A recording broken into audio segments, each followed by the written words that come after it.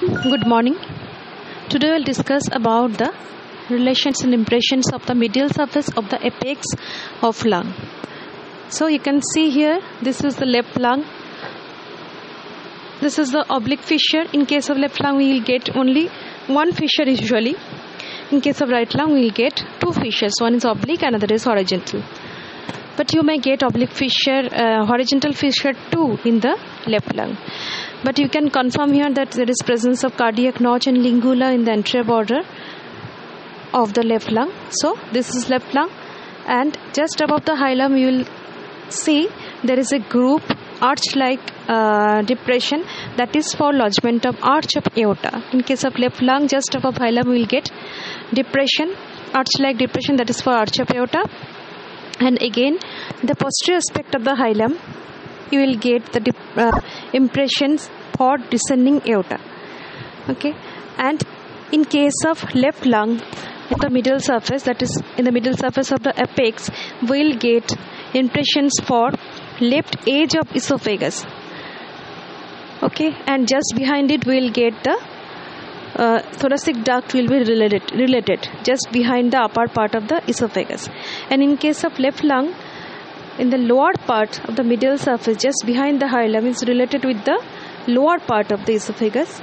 So in case of left lung, esophagus comes twice in content at the upper part, another at the lower part of the middle surface.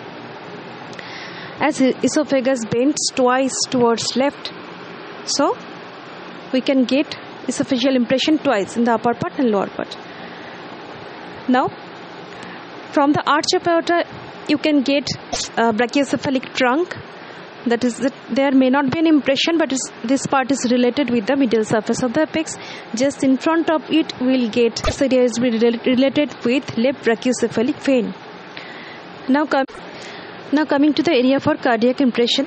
This area for cardiac impression in case of left lung, this heart, in between the heart and the lungs, the passage, through this passage, the phrenic nerve and pericardiophrenic vessels will go downwards respectively.